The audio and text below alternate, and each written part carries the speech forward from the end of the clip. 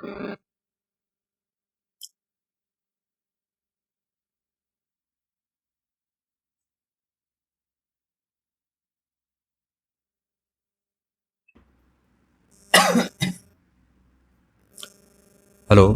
तो आज हम देखने वाले हैं electrostatic potential energy. Electrostatic potential energy या हम कहते हैं पोटेंशियल एनर्जी, कई फॉर्म में होता है। ग्रेविटेशनल पोटेंशियल एनर्जी आपने सुना होगा, इलेक्ट्रोस्टैटिक पोटेंशियल एनर्जी। तो इस पोटेंशियल एनर्जी को हम डिफाइन कैसे करेंगे उसके बारे में हम देखेंगे। तो आज हम देखेंगे इलेक्ट्रोस्टैटिक पोटेंशियल एनर्जी को हम कैसे डिफाइन कर सकते हैं इन इलेक्ट्रोस्टैटिक। तो फर्स्ट ऑफ ऑल हम आपको दिखाते हैं इसका डिफिनेशन। अगर आप एक नॉर्मल तौर पे अगर आप लिखते हैं तो क्या देखते हैं, तो इसको हम डिफाइन कर सकते हैं। If a charge particle if a charge particle is placed at a point in an electric field, then its electrostatic potential energy will be equal to the total work done in bringing the charge particle from the infinite to that point. We can write it as product of potential at the point and charge we brought from infinity. कहने का मतलब ये है, suppose करिए हम इसको करेंगे तो हम एक कार्टेशियन सिस्टम मानते हैं कि हमारा, मान के चलिए वहाँ पे हमारा चार्ज जो है पहले से रखा हुआ है। तो हमारा जो चार्ज पार्टिकल है, सपोज करिए हमारा चार्ज पार्टिकल, किसी भी फ्रेम की बात करते हैं हम, जिस फ्रेम में है, लैब के फ्रेम में या किसी भी फ्रेम में जहाँ पे हम ऐसा हाइपोथेटिकली सोच रहे हैं इसके विषय में। तो अगर मान के चलिए हमारा चार्ज यहाँ पे एक रखा हुआ है और हमारा एक दूसरा चार्ज है जो कि हमारा, मान लेते हैं ये हमारा Q1 है और ये हमारा Q2 है। Q2 और ये क्या है, इससे इसमें और इसमें कोई इंट्रैक्शन नहीं है, इसीलिए इसको इन्फिनिटी बोलते हैं। इन्फिनिटी का मतलब ये नहीं कि अनंत पर कॉस्मोलॉजिकल सोचिए हाँ कहीं और है यहीं हो सकता है। इसका रेंज मान के चलिए 1 मीटर है, तो 1 मीटर से जस्ट बाहर को हम क्या बोलेंगे, इन्फिनिटी बोलेंगे, जहाँ की इसकी फील्ड लाइन्स हमारी क्रॉस नहीं कर रही हैं। सेम यही पॉइंट है कि हमारा Q2 क्या है, इन्फिनिटी पे है, और इन्फिनिटी पे हम पोटेंशियल एनर्जी कितना मानते हैं, 0 होता है। पोटेंशियल एनर्जी कितनी होगी, 0, ये आप जानते होंगे। तो हमारा ये इसीलिए इन्फिनिटी बोलते हैं। इन्फिनिटी का मतलब सेंस सिर्फ इतना होता है जहाँ पे इसमें और इसमें कोई इंटरेक्शन ना हो सकता है 1 मीटर के अंदर में ऐसा हो सकता है उसका रेंज क्या हो, किसी सेंटीमीटर mm में हो, ऐसा रेंज हो सकता है। तो उसके बाहर का क्षेत्र हम क्या बोलेंगे, इन्फिनिटी। तो एक रेफरेंसिव वर्ड। सिमिलरली क्या कह रहा है कि अगर हमारा कोई चार्ज पार्टिकल यहाँ पे है, तो इसको जब यहाँ हम इसके फील्ड में किसी पोजीशन पे लाते हैं, किसी पोजीशन वेक्टर, सपोज करिए मैं इसको B पॉइंट तक लाता हूँ, जहाँ पर ये इस कार्टेशियन सिस्टम से इसका जो पोजीशन वेक्टर है वो R है। तो इस चार्ज पार्टिकल को यहाँ से यहाँ तक लाने में जो हमें वर्क करना पड़ेगा वही हमारा क्या होगा, स्टोर होगा as a potential energy, as potential energy के रूप में स्टोर। इलेक्ट्रोस्टैटिक पोटेंशियल बोलते हैं। यही हमने अभी कुछ देर पहले कि if a charge particle is placed at a point in electric field, यहाँ पे हमने प्लेस किया इसको, then its electrostatic potential energy will be equal to total work done to bringing the charge particle from infinite to that point. यहाँ पे point पे हमने लाया इसको B पे, B R। अब इसको हम डिफाइन कैसे करेंगे, पोटेंशियल एनर्जी को आप सभी जानते होंगे, इसको हम डिफाइन करते हैं हम इस सभी जगह हम U से ही इसको डिफाइन करते हैं। वैसे U से हम इसको डिफाइन करते हैं, और ये हमारा फंक्शन किसका होगा, R का होगा, पोजीशन वेक्टर R का या हम इसको R या वेक्टर फॉर्म में दिखा सकते हैं। तो ये हम इसको डिफाइन कर सकते हैं क्या, कि जिस चार्ज को हम क्या कर रहे हैं यहाँ से यहाँ तक ले आ रहे हैं, तो हम क्या करेंगे, जो चार्ज को हम इनफाइनाइट से ला रहे हैं उसको यहाँ पे लिखिए, अभी जनरल केस में बता रहे हैं, और यहाँ पे जो पोटेंशियल है इस पॉइंट पे उसे लिखिए यहाँ V R। यही हमारा कहलाएगा क्या, this is called the electrostatic potential energy. फिर समझिए मैं क्या कह रहा हूँ कि इफ अ चार्ज पार्टिकल, ये चार्ज पार्टिकल है इनफाइनाइट पे, इसके रेंज से बाहर है, इसको हम यहाँ पे आके प्लेस करते हैं। तो यहाँ पे जब प्लेस करते हैं तो हम कुछ कार्य करना पड़ेगा भाई। F अप्लाइड होता है, मैंने बताया है, इससे पहले वीडियो देखिए तो आपको पता चलेगा। F अप्लाइड क्या होता है, हमेशा अपोजिट होता है F electrostatic force, conservative force के। तो हम एफ अप्लाइड क्या है कि यहाँ पे ये अप्लाइड हम लगाते हैं, और वो भी किस लिए लगाते हैं, for the non accelerated motion, उसके लिए कि हमारा जो मोशन हो कैसा हो, नॉन एक्सेलरेटेड हो, और बी पॉइंट तक हम लाए इसको। तो यहाँ तक जो कार्य करना पड़ेगा हमें, वही क्या होगा, स्टोर होगा in form of electrostatic potential. तो हमारा क्या हो जाएगा यहाँ पे पोटेंशियल एनर्जी Q, ये चार्ज जो यहाँ पे ला रहे हैं, अभी जनरल लिख रहे हैं, Q लिख रहा हूँ, और यहाँ पे जिस पॉइंट पे हम ला रहे हैं वहाँ पे पोटेंशियल। इसका मतलब इस केस में हमारा जो पोटेंशियल एनर्जी होगा वो कितना होगा, इस केस में हमारा जो पोटेंशियल एनर्जी होगा, हम किस चार्ज को ला रहे हैं, Q2 को, और यहाँ पे पोटेंशियल कितना होगा हम जानते हैं 1/4 पाई एप्सिलॉन नॉट एंड Q1 1 है यहाँ पे, कितनी दूरी पे है R। इसका मतलब हमारा पोटेंशियल एनर्जी कितना हो गया 1/4 पाई epsilon not Q1 and Q2 upon R। ये हमारा है potential energy at point B। इसे क्या बोलेंगे हम, इलेक्ट्रोस्टैटिक पोटेंशियल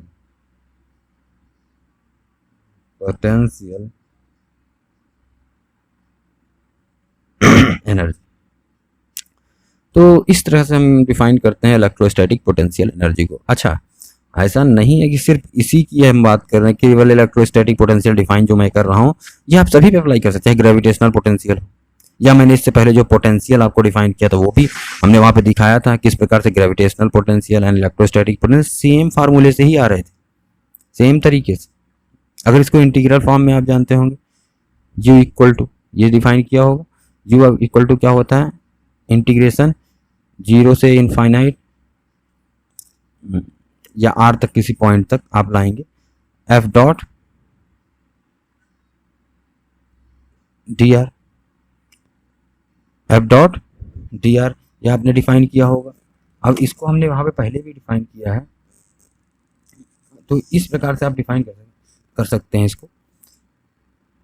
लेकिन हम किसी पॉइंट तक ले जाते हैं तो हम क्या करेंगे, इसको इनफाइनाइट, सॉरी ये आपका r नहीं होगा यहाँ पे, ये होगा आपका r, और ये होगा इनफाइनाइट, क्योंकि हम इनफाइनाइट से ले आ रहे हैं ना किसी पॉइंट r तक, ये होगा, सॉरी इसको डिफाइन करिए आप, f डॉट इनफाइनाइट से f डॉट r dr। अगर हमको f पता हो तो इलेक्ट्रोस्टैटिक पता हो, वहाँ कंजर्वेटिव जो फोर्स है, हम इसकी बात अप्लाइड की बात नहीं कर रहा हूँ, कंजर्वेटिव फोर्स की बात पता हो तो हम निकाल सकते हैं, चाहे ग्रेविटेशनल हो पोटेंशियल एनर्जी हो, चाहे इलेक्ट्रोस्टैटिक पोटेंशियल एनर्जी हो। अब यहाँ पे होता है क्या, एफ भी डिपेंड करता है माइनस और प्लस साइन पे, ये माइनस हमको हटाना नहीं है, लेकिन इस माइनस पे डिपेंड करता है। जैसे हम अगर इसको डिफाइन करें, सपोज करिए हमारा अट्रैक्टिव फोर्स, अट्रैक्टिव का मतलब होता है ग्रेविटेशनल फोर्स। देखिए इलेक्ट्रोस्टैटिक फोर्स में हमारा दोनों होता है, रिपल्सिव एंड अट्रैक्टिव फोर्स दोनों होता है, लेकिन हमारा ग्रेविटेशनल फोर्स में केवल और केवल एक प्रकार का फोर्स होता है अट्रैक्टिव, जहाँ पर हमेशा माइनस आएगा। लेकिन अगर चार्ज केस इलेक्ट्रोस्टैटिक की बात करें, वहाँ पे क्या होगा, जब चार्ज अपोजिट हो तो हमारा नेगेटिव साइन आएगा, अब चार्ज सेम हो तो उनमें क्या होगा, माइनस रखते हैं वहाँ पे। तो इस तरीके से हम डिफाइन करेंगे, हमारा इस केस में भी हमारा आएगा, रिजल्ट वही आएगा। सो हम ऐसे इसको डिफाइन करते हैं इलेक्ट्रोस्टैटिक पोटेंशियल एनर्जी। और इससे पहले हमने पोटेंशियल डिफाइन किया था, पोटेंशियल भी आपने देखा होगा, क्या, इनफाइनाइट से किसी r पॉइंट तक लाने में यूनिट चार्ज को, यहाँ पे क्या हमने चार्ज बोला, यहाँ यूनिट चार्ज होता है E डॉट dr। इसको भी क्या कर सकते हैं, gravitational potential and electric potential, इन सब में अगर हमको पता हो, और सेम केस ये भी रहेगा, हम दोनों तरीके से इन दोनों फार्मूले से भी हम इसको डिफाइन कर सकते हैं, और उन्हें किया भी है पीछे।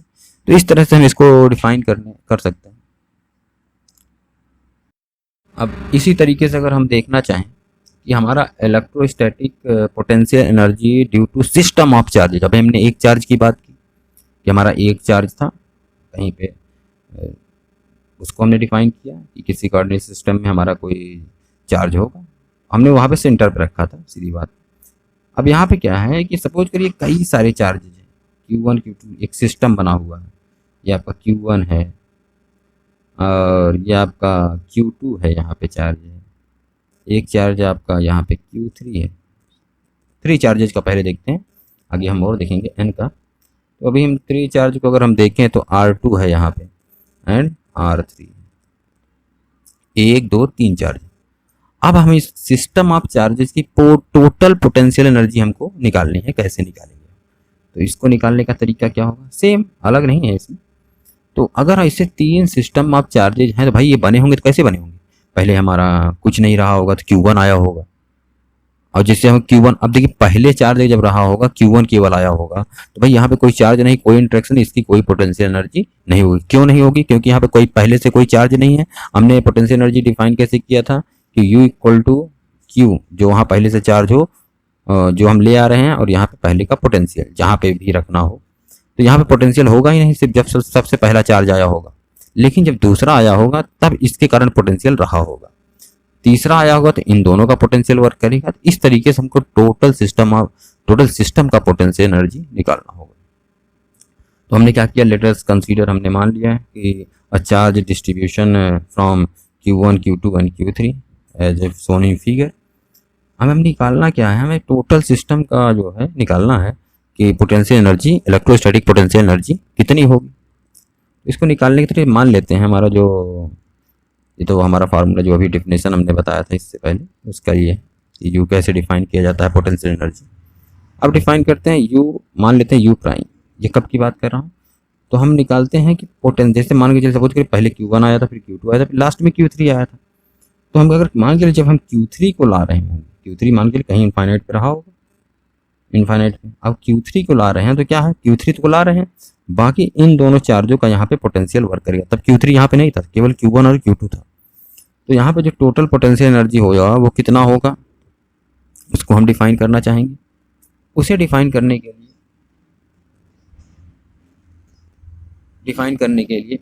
हम क्या करेंगे कि इसको लिखेंगे कि पोटेंशियल एनर्जी ऑफ Q3 का पोटेंशियल एनर्जी है विथ Q1 एंड Q2। तो यहाँ U प्राइम कितना होगा? Q3V होगा। क्यों? Q3 को ला रहे हैं और V पोटेंशियल किसका है? Q1 और Q2 दोनों का मिला के। अब हम लिखना चाहें तो Q3 इक्वल टू, ये समझ रहे होंगे ना, Q3 हम ला रहे हैं, जिसको लाते हैं वो लिखते हैं, और बाकी यहाँ तो जितने, अगर यहाँ पे 10 होते तो 10 का होता पोटेंशियल, केवल 2 हैं पहले से, तो 2 का पोटेंशियल होगा। और वो कितना होगा? Q1 4 पाई एप्सिलॉन नॉट, मान लीजिए यहाँ पे ले आ रहे हैं, इस पॉइंट पे ला रहे हैं, तो हम यहाँ पे पोजीशन वेक्टर लिखेंगे। तो हम अगर इस डायरेक्शन में लिखे तो क्या हो जाएगा? R3 minus R1। कैसे लिखा? एरो ये है, जब इधर लगाएंगे क्या होगा? ये पहले होता है, ये बाद में, R3 minus R1। And Q2 के लिए कितना होगा? Q2 के लिए होगा 4 pi epsilon naught R3 minus R2,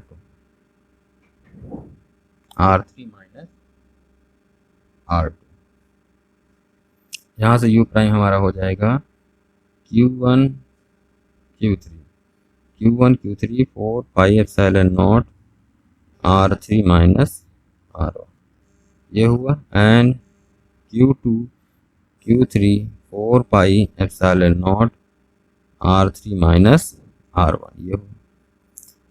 अब हमें ये पोटेंशियल ऐसा हुआ कि ये पोटेंशियल जब हम Q3 को ला रहे हैं, पहले से यहाँ पे उसकी पोटेंशियल एनर्जी है, और यहाँ पे पहले से दोनों का पोटेंशियल दिया जा रहा है Q1 and Q2।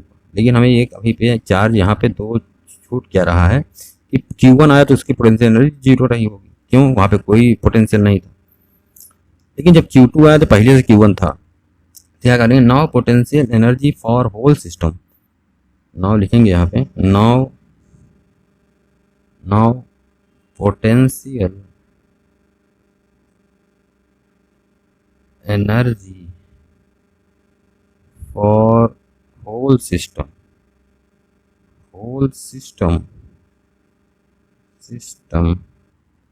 is mean